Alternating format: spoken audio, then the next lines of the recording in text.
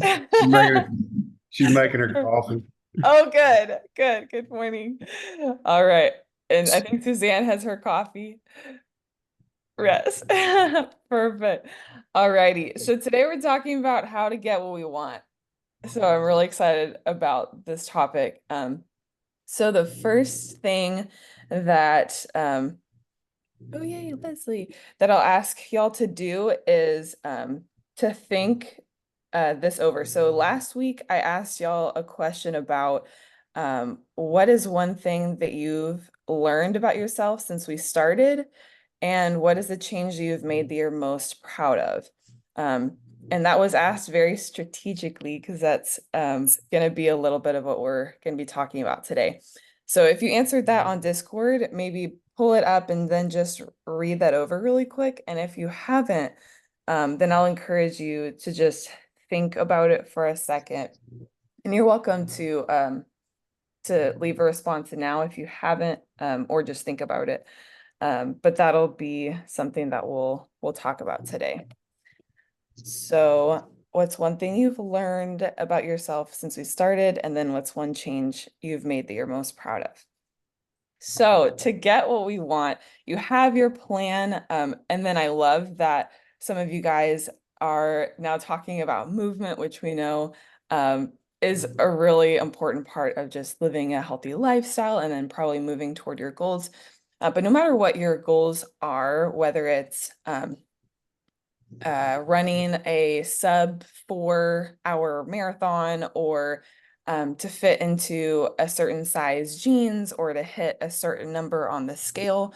Whatever your goal is, it's typically we think of progress as moving toward that goal. So, for example, if our goal is to hit a size 10 jean, dropping down one size is maybe how we define progress toward that goal. Or if our goal is to run a sub 4 or sub 3 marathon, maybe we define progress as like maybe running a little bit faster pace. So a lot of times we define progress as a tangible movement toward the goal, which makes total sense. But something that I wanted to encourage you guys to maybe shift the way you see progress is instead of having results-based progress, instead have process-based progress. So it takes quite a bit of time, as we have talked about before, to maybe see the scale go down or see those jeans fit different, or it takes a lot of intentional work before we step on the scale or before we try to put on our jeans. So when it comes to the moment of putting the jeans on, we can if they're really stretchy, but we typically can't will our way to have jeans fit, or we can't will our way as soon as we step on a scale to, exhale all the air out or, suck in and then think that maybe that might impact the scale when really when we step on the scale, it's too late to wish. Or whenever we grab our jeans, it's too late to wish. Or when we are on the start line on a marathon, you can will your way maybe to a faster time if you really grit your teeth. But generally, that moment is a little bit too late to wish. So how do we shift the mindset to the process that leads up to that moment? And it's celebrating the process instead of the result, because we can't wish hard enough. If we could all wish hard enough for the result, we would already have our result by now, and then things would be fine. We might not even be here. But instead, we need to think about what process do we need to be committed to, and how do we celebrate that process and instead have process-based progress. So why I asked those questions under progress, because maybe at our current paradigm of what progress is, that doesn't sound like progress. If we're learning something, or if we made a change to our lifestyle that we're really proud of. But what I want to encourage you today to take with you is that that is absolutely what progress looks like, because that is the process that will ultimately get you to where you want to go. So what is a change that you are most proud of? Let's see, we have Jason said controlling the portions and having a a cheat of foods that you typically don't enjoy, but you still eat it and feel good afterwards because you're not splurging, but you know how to fit it into your plan. So that's just one example of a change. And so we can think about it now. Yeah, that process will ultimately give Jason the result that he's looking for. So let's celebrate that process. So today I want to encourage you, if you haven't yet written down something that you've learned and then a change you've made that you're proud of, I would really encourage you to do that. Absolutely love how vulnerable Amber was, and I love that you guys supported her on Discord, because she said that I'm proud um, of the fact that I have a grip on impulse eating. I found self-control, and I think we can all relate so much to that.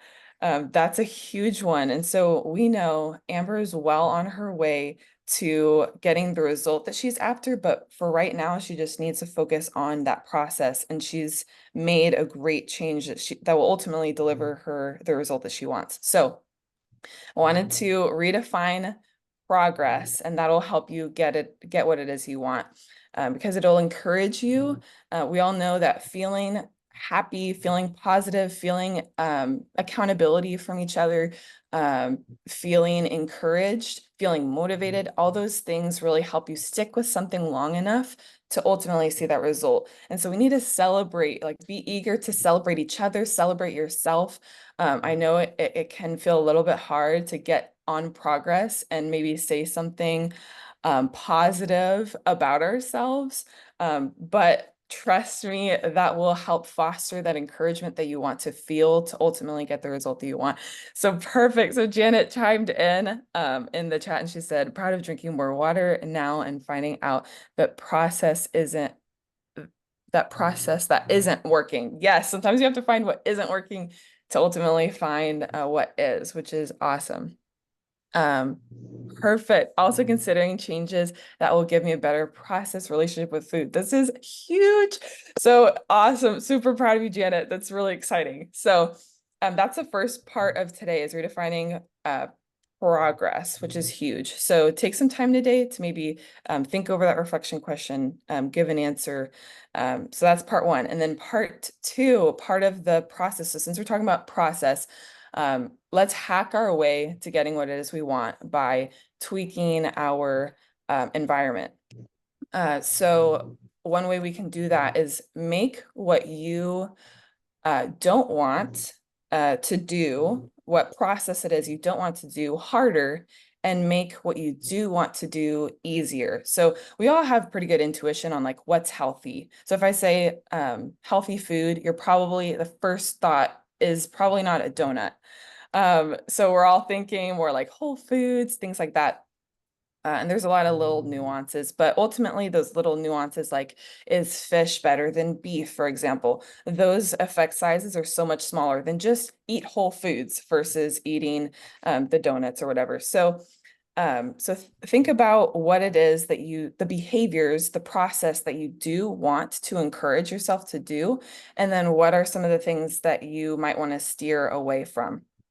And how do we encourage the behaviors we want and then discourage the behaviors we don't? We make what we want easy, because we like easy, convenient, and then make what you don't want to do harder. So you have two takeaways from today. We're redefining progress, and we are making one shift to our environment to make what you don't want to do harder and what you do want easier. So let me give you some examples of ways that I've made what I want easier. So if I know that I'm going to be away from home for a bit, whenever I come back, I'm probably going to be pretty hungry. So what I've done before is I've noticed whenever I come home, that's when the snack food is very appealing, because it is grab and eat. So open the wrapper, or open the chocolate, open the whatever it is, croutons, you name it, the thing that's ready to go. So if I know that that's going to happen, I make broccoli beforehand, so that whenever I come back, I have something really quick that I can grab and eat to kind of regulate myself and then make a better decision for myself. So for me, the making what I want easier is having a grab and go healthier option that's more aligned with my goals, because I know I'm gonna have low self-control or low willpower or low motivation to make the right decision in that moment. So having something ready to go will help me. So maybe that looks like pre-peeling a cucumber, since a couple of y'all have tried the Propel cucumber, which I'm so excited about. So maybe that means that you have a cucumber already pre-peeled and you have the Propel right beside it. You put the maybe cucumber back in the fridge. You have the Propel right on the counter. So whenever you're coming home, and maybe the behavior you want to encourage is not reaching for that quick snack food, but instead having something that aligns with your goals. Make the right choice, or the choice that aligns with your goals, easier by having that cucumber ready to go. Another idea is if alcohol is one of those things that you're like, I don't want to cut it out. I enjoy it. That's amazing. And like we've talked about, there's nothing that you need to cut out of your plan. Everything can fit in your plan.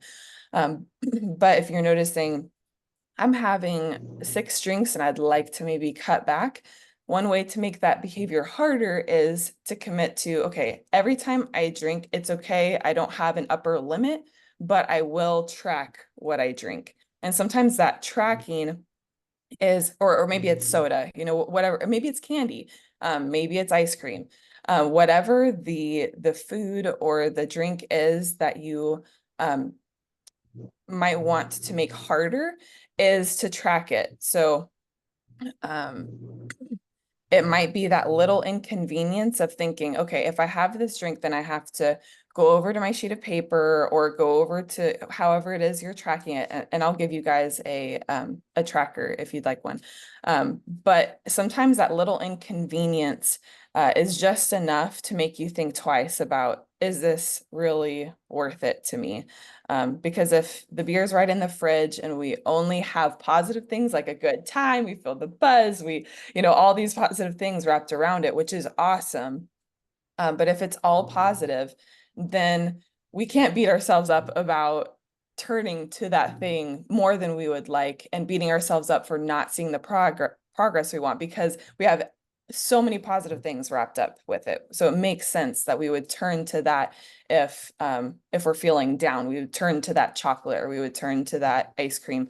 So this little reframe, or this little inconvenience of tracking those things, can help you shift away from turning to that thing as your comfort, and maybe turning to something else. Like, I would feel nourished to just enjoy this social time with the people I love. And I don't need to have, I call it my binky. I don't need to have like my binky beer or like my binky candy, or I don't need to turn to these things for comfort, but I can enjoy other things as well. So those are just a couple examples of how to shift our environment to make what we want easier. And then an example of a way to make what we don't want a little bit harder. So let's hack our way to getting what it is we want. And that relies on your intuition. You probably, as we're talking about this, have an idea of, okay, that's probably holding me back or hindering me from results. Or if I did more of that, that would probably be a good thing. So out of curiosity, did anything come up for you guys on a behavior that you'd like to make easier? And I know I'm putting you guys a bit on the spot. But do y'all have any ideas that come to mind as we're talking about hacking our way to getting what we want? I do. Okay, go for it. So, one of the issues about alcohol, although I don't drink a lot, I find that when I do, oh, wow, a third piece of pizza is just Right. not a problem. Right, right. That's Oh my God. what I mean about finding out what isn't working. I know I'm going out to eat tonight to the Italian restaurant in Brenham that's so good. Yes, yes. And I love lasagna there.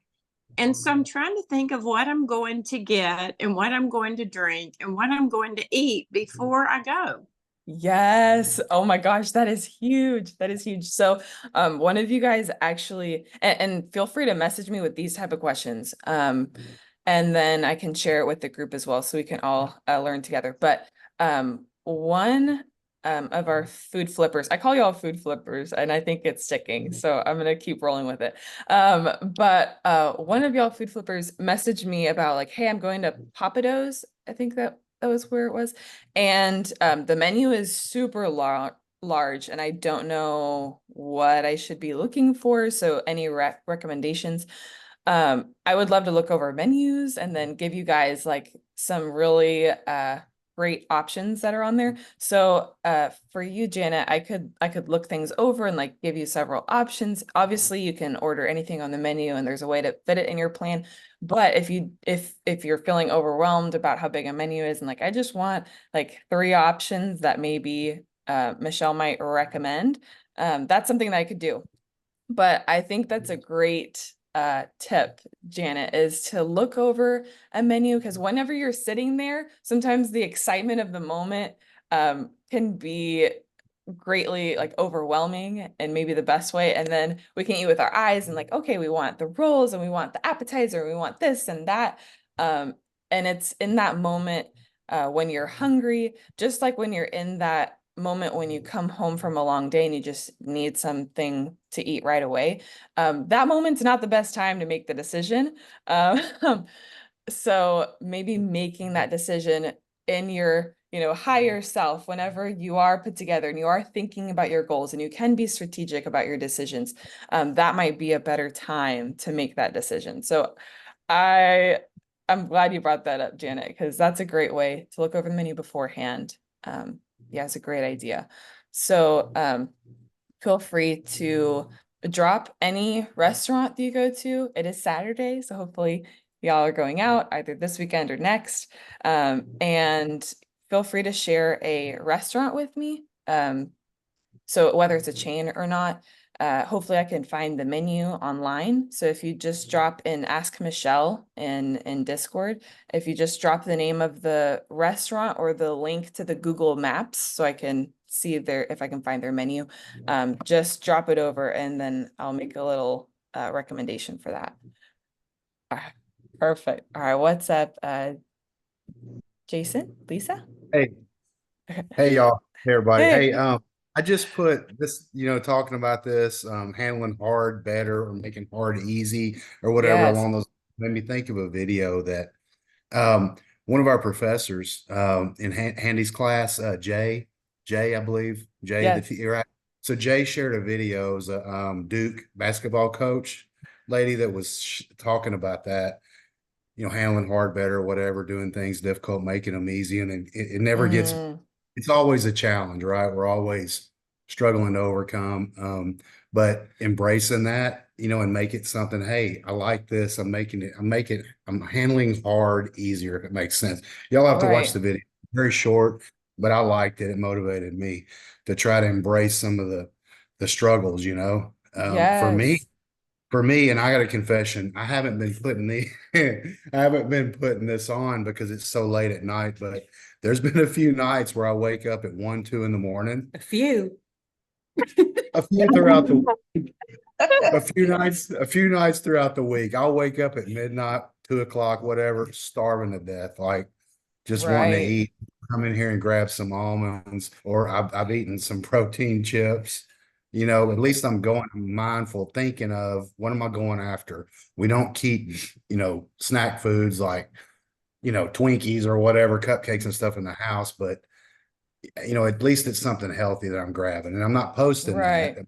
Like in the middle of the night, I was like, look, I'll just let that go. But my majority of what I'm eating is posted just for my accountability, try to help Right. me track. But being mindful of things, but that's a struggle for me. Waking up in the middle of the night, I don't know what's going on. Right. I'm like Right. starving and I have to eat something. I can't go back to sleep if I don't eat anything.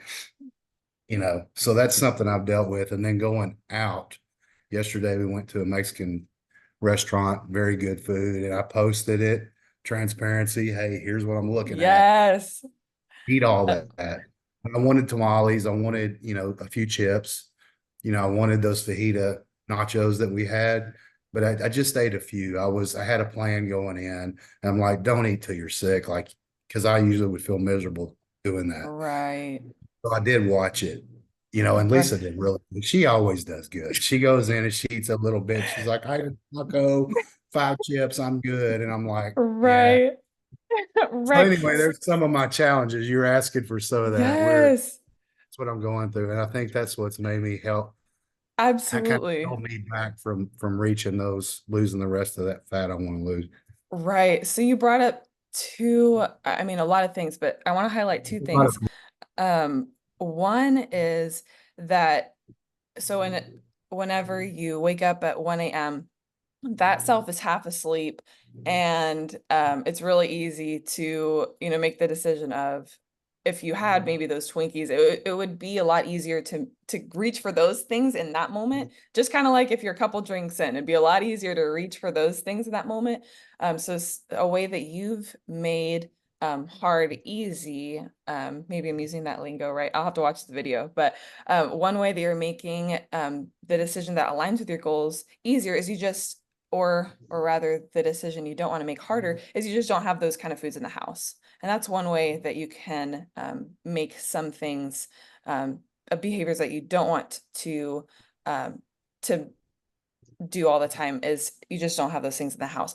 One thing I do want to also say as a side note is, if there is something that you absolutely enjoy and you feel restricted taking it out of your diet and no longer enjoying it, and you don't replace it with something else that you do enjoy, um, then that might be setting you up for a I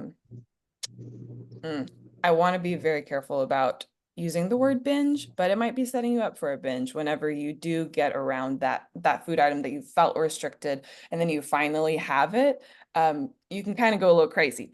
So want to encourage you, if you do take something out of your diet, I highly encourage you to replace it with something. So the chocolate mousse is my ride or die. I absolutely love that. The recipe is over under recipes. So if you really like, for example, chocolate ice cream and or chocolate mousse, chocolate pudding, and you decide to take that out of your diet, I would highly encourage you to try replacing it with that.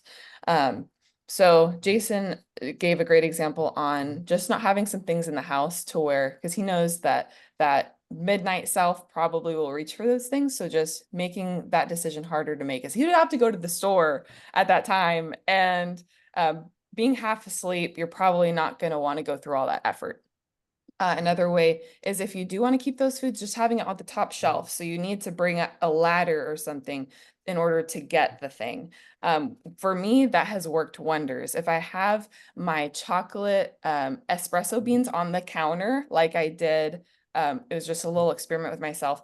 Y'all saw that I had it like every day for 4 days in succession. But as soon as I put it on the top shelf, I have only eaten it maybe one other time. So getting something just a little bit out of reach is good. And then something else that Jason brought up is accountability. So sometimes we think of accountability partner as a person who reaches out to us to say, hey, how are you doing?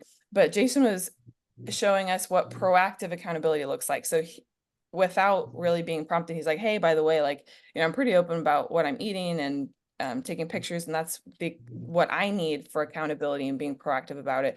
And he also shared about the midnight snack, which I think can help us relate to him, but then also give us some ideas on how to make foods we don't want to have all the time just a little bit harder to reach. So really appreciate your proactive accountability, Jason. And yeah, I want to encourage that for everybody. That I love just seeing you guys sharing about what's going well, and then sharing about maybe something you might want some support or help with. And just that open, proactive accountability really goes a long way.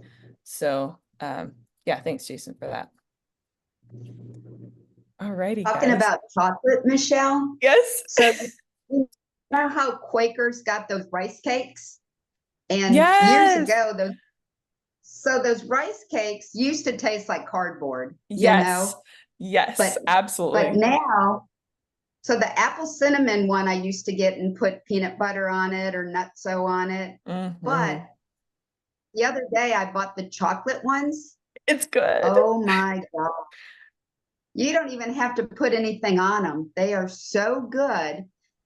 Now the size of them is like this. And I Right. noticed in your notes that 3 of them you could have, Hmm. but I only have 1 and that's satisfying.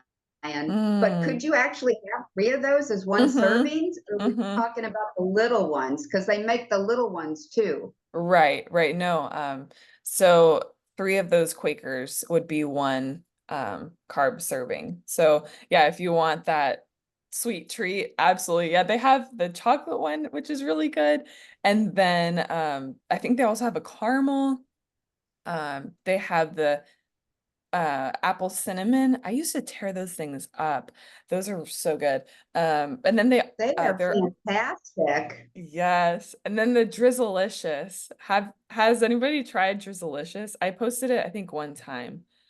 Um, I've seen them. Yeah, you had the s'mores ones. yes. So they have a Mhm. so if you like cinnamon rolls, I would highly recommend it's 90 calories for a bag. So it's just like a no-brainer.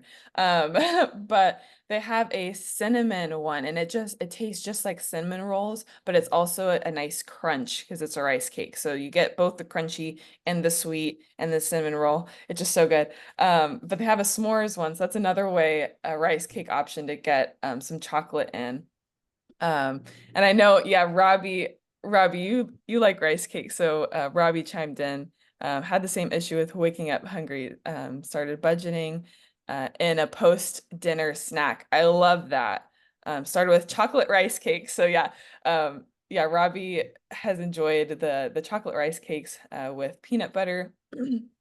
And then he changed it to Greek yogurt with a spoonful of PB Fit powder. So y'all have seen me almost every day have PB Fit powder, which is just a powdered peanut butter, and you can mix it with yogurt, or I personally mix it with egg whites as a peanut butter substitute if I'm already getting pretty high on my fat and just want to keep it down, or I have more protein to get. That's a way to get a little bit more in. But yeah, I love this note, Robbie, is that if you're noticing that you're constantly like waking up at night and then reaching for that treat, like Robbie said, budgeting that post-dinner treat in might be a great way. A great way to see if that helps. And then it doesn't feel like misbehaving, like, oh no, I did it again. But like you're being proactive and you're planning for it. You're having that chocolate rice cake, you're enjoying it instead of feeling guilty half the time too. So thanks, Robbie, for bringing that up. So yeah, Dodie brought up the rice cakes. That's an awesome option. And ultimately we're getting at a concept that I really love, and it's still enjoying your food, but finding options that align more with your goals. And that is what the word that we're coining, food flips, are all about. It's about knowing what you enjoy and then just finding the flip that works for you, that's just as satisfying. And it's a food flop if you try it and you either don't like it, and I just want to commend you for trying. But also it's a food flop if you end up having the thing you are craving in addition to what you thought might flip. So for Dodie, the chocolate rice cake is a great flip for her um, from maybe a different chocolate alternative. But if you have the rice cake and you're like, it does not cut it for me, we're all different, and then you end up having that chocolate ice cream anyway, then maybe it wasn't as satisfying. So it was a food flop for you. So find what your flips are and find out maybe along the way what flops as well. And that's totally okay. But those are some great ideas to get started. So And we have ideas like that as we go along. Should we post them in the progress so yes, that everybody can see then? yeah. So yes, love Post it that. So at every meal right, or either great. one. Great question. Great question. Let's do the every meal. Let's have so if you have a picture of something that you liked to eat, then take a picture of it, post it on the every meal and then just Okay. say what it might have flipped for you. So like if you try the chocolate mousse recipe, well, if you try another flip. So do you have one in mind, Dodie, for an example? Or no? On the food flip, well, the rice cake opposed to a Mhm. piece of chocolate. Okay. Yes. Yeah. Okay. Okay. So if you're enjoying your rice cake, then maybe just take a picture of it, post it on every meal, and then just say, I was craving X, I was craving chocolate, and I had this chocolate rice cake and it was really good. So yeah, I think every meal would be the best spot for that, to share your food Okay. flips. Yeah. Because that way it gives everybody ideas to try, because I know that there's been like that Premier Protein and Mm-hmm. that Celsius drink. Those were things that Yes. our group posted that I never tried, Right. but I Right. have now. And I like them both. Exactly. Yeah, I tried that Premier Protein for the first time too, and I was like, man, this is definitely a cheap way to get a dessert and your protein in at the same time. Love Mhm. it. Love it. All right, team. So today we have redefined progress, which is going to take some time for that to settle in. So what I'll encourage you to do is to think back on that question that I dropped under progress on what is something you've learned about yourself since we started, and then what's one change you've made that you're proud of. Um, and then the second thing is just hacking our environment to get what it is we want. So if you do make a change, or when you do make a change, either to make what you don't want harder or make what you do want easier, that's a change that you can be really proud of. And we need to celebrate that, feel good about it, post it, feel encouragement, because that's what's ultimately that positive psychology and that positive encouragement, and that proactive accountability is what will help ultimately get you the results that you'll see later down the line. So so that's one thing that you can add to progress is whenever you do make that change, whether it's making something harder or making what you do want easier, go ahead and post about it on progress, and give us all some ideas on how to implement this. Jason just shared a really great idea as well. So post that over on progress, and that is it. That summarizes everything. Any outstanding questions? Y'all, I absolutely love all the ideas that you're sharing, but any questions before we wrap up? Michelle, real quick, that video, that little short video that I Yeah. posted, put under mindset, was that okay? You good with that? Yes, yes, Because it absolutely. is kind of Yeah. it kind of goes with a mindset. Okay. Yes, yes. Yeah, Just so making sure I don't want to flood any box that we're not supposed to be. right. No, go ahead. So the video about make hard easy that Jason was talking about, he shared it under mindset. So I'm gonna be watching it after we hop off. So there's that video. Let's see. So in summary, we're redefining progress, and we are making one thing we don't want to do harder, and then one thing we do want to do easier, and we're defining that as progress. So post about it over on progress, give us some more ideas, and thank you guys for showing up today. If you're going out to a restaurant, so Janet, feel free to send me the restaurant, whether it's the name or the Google Maps link, so I can find the menu and then give you some options there. Alrighty, team. Well, thanks for showing up today. Good morning, and see y'all next time. I'll be All in right. Japan Thanks, next time. Michelle. All right, bye. Bye.